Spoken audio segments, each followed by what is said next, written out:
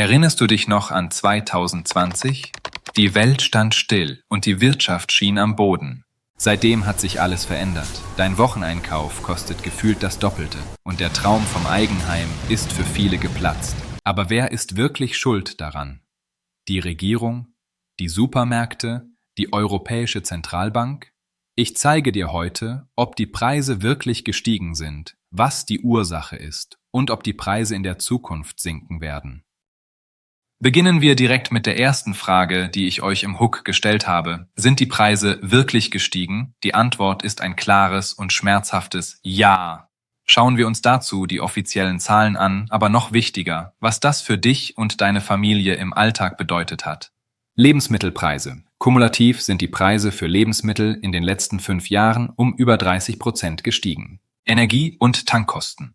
Auch hier ist die Entwicklung dramatisch. Im Jahr 2022 hatten wir eine kumulative Teuerungsrate von 75% und heute, in 2025, liegen wir immer noch bei circa 30%. Spannend, oder? Hast du diese hohen Zahlen gekannt? Noch spannender ist, dass die Verbraucherpreise extrem angestiegen sind, die Inflation jedoch nicht über 7% gestiegen ist. Was bedeutet das jetzt aber konkret? Eine Person oder Familie, die im Jahr 2020 für ihren Wocheneinkauf 100 Euro gezahlt hat, somit circa 400 Euro im Monat für Lebensmittel ausgibt, zahlt aufgrund der Teuerungsrate von 30% 120 Euro mehr. Das sind stolze 520 Euro im Monat. Pro Jahr sind das 1440 Euro mehr. Für Energie sieht das ganz ähnlich aus. Gehen wir von einer Person aus, die für Energie und Kraftstoff 300 Euro ausgibt, hat in den heftigsten Monaten bis zu circa 500 bis 600 Euro gezahlt. Das sind 200 bis 300 Euro mehr pro Monat. Heute sind das immer noch 30%, also trotzdem satte 90 Euro im Monat.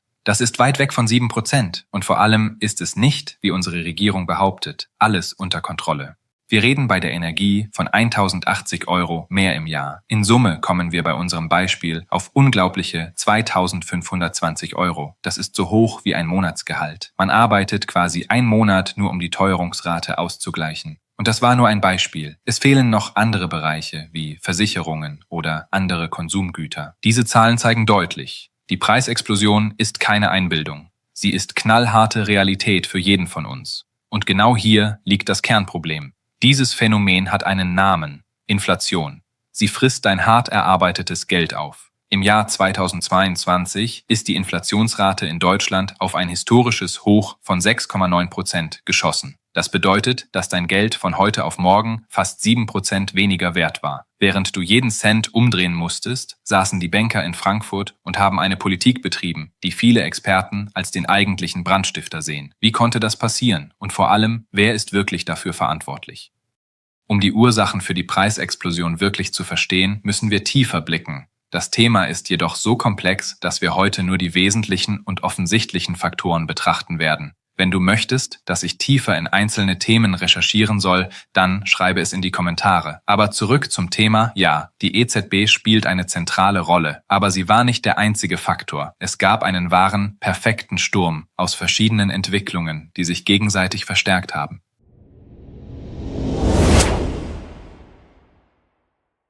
Beginnen wir mit dem, was wir bereits angedeutet haben: die Politik der Europäischen Zentralbank.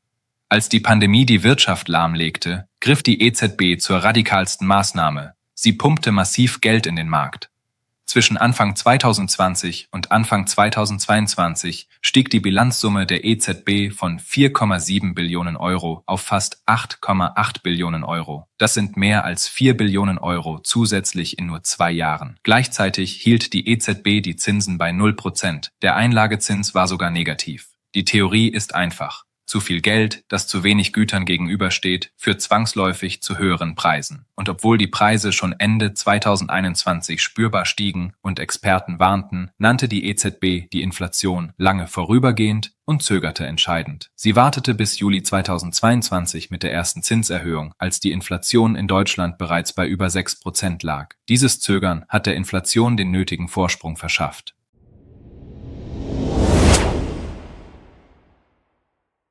Doch dann kam ein externer Schock hinzu, der das Problem noch massiv verschärfte: der Krieg in der Ukraine. Dieser Konflikt hat die Preise für Energie, Rohstoffe und Lebensmittel weltweit in die Höhe getrieben. Russland ist ein wichtiger Lieferant von Öl und Gas, die Ukraine ein wichtiger Getreideproduzent. Die Unsicherheit und die tatsächlichen Lieferengpässe ließen die Kosten explodieren, und diese wurden direkt an uns weitergegeben.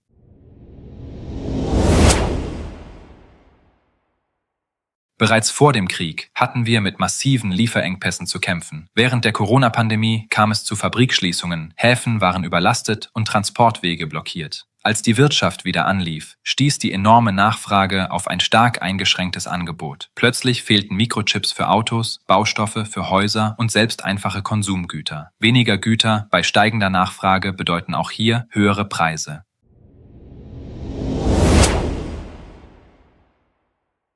Und schließlich gibt es einen weiteren, oft kontrovers diskutierten Faktor. Haben Firmen und Konzerne die Situation ausgenutzt? Viele Studien deuten darauf hin, dass Unternehmen in dieser Phase von Unsicherheit und steigenden Kosten ihre Margen teilweise überproportional erhöht haben. Sie haben nicht nur gestiegene Kosten weitergegeben, sondern darüber hinaus die Preise angehoben. Eine Art Gierinflation oder Profit Price Spiral. Sie nutzten die allgemeine Akzeptanz von Preiserhöhungen, um ihre Gewinne zu steigern.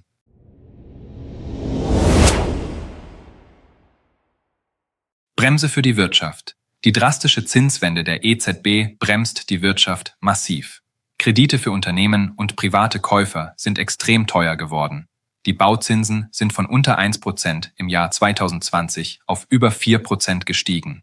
Das macht den Hauskauf für viele unmöglich und erhöht indirekt auch die Mieten. Weniger Investitionen und Konsum sollen die Nachfrage dämpfen und damit die Preise drücken.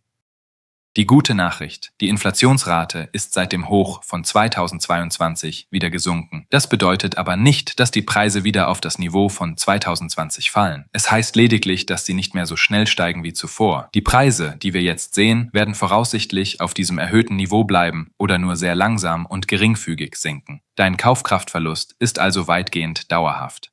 Das Risiko der Rezession. Die EZB muss die selbstgeschaffene Inflation nun mit einer scharfen Bremsung bekämpfen. Das hat bereits zu einem verlangsamten Wirtschaftswachstum in Deutschland geführt und birgt das Risiko einer ausgewachsenen Rezession mit Jobverlusten. Die EZB hat sich in eine Zwickmühle manövriert, deren Folgen wir alle tragen. Hinzu kommen weitere Faktoren, die die Preise langfristig hochhalten. Die Kohlendioxidsteuer wird schrittweise erhöht, was Energie und Kraftstoffe teurer macht. Der Fachkräftemangel zwingt Unternehmen zu höheren Löhnen, die oft an die Kunden weitergegeben werden. Auch die Mindestlohnerhöhung kann in bestimmten Branchen zu steigenden Preisen führen. In der Lebensmittelbranche sehen wir einen Trend, bei dem die Preise für hochwertige Bioprodukte steigen und diese Verteuerung auch die Preise für herkömmliche Produkte mit nach oben zieht. Außerdem können globale Zölle und der protektionistische Trend die Preise für importierte Waren verteuern. Und nicht zuletzt erfordert die grüne Transformation unserer Wirtschaft massive Investitionen, deren Kosten ebenfalls auf uns zukommen.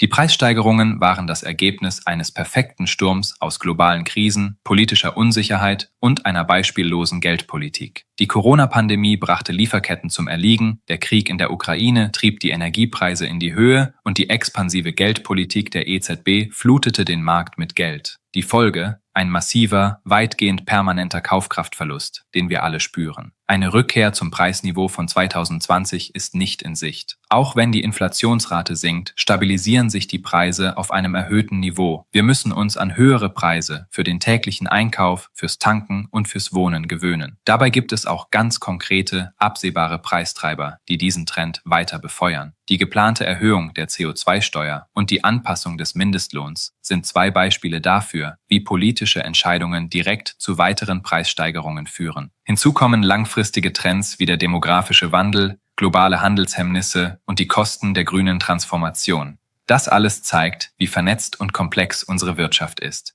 Globale Ereignisse können innerhalb kürzester Zeit direkte Auswirkungen auf unser Portemonnaie haben. Es ist entscheidend, diese Zusammenhänge zu verstehen, um sich an die wirtschaftlichen Realitäten anzupassen und die eigenen Finanzen klug zu planen. Genug von den nackten Fakten. Jetzt geht es um eure persönlichen Erfahrungen. Spürt auch ihr den Preisanstieg in eurem Alltag? Und wenn ja, bei welchen Produkten oder Dienstleistungen ist es euch besonders aufgefallen? Schreibt eure Beobachtungen und Gedanken dazu in die Kommentare. Ich bin gespannt auf eure Geschichten. Und falls ihr Themen habt, die ich genauer unter die Lupe nehmen soll, lasst es mich wissen. Vergesst nicht, das Video zu liken und den Kanal zu abonnieren, um keine weiteren Videos zu verpassen. Vielen Dank fürs Zuschauen.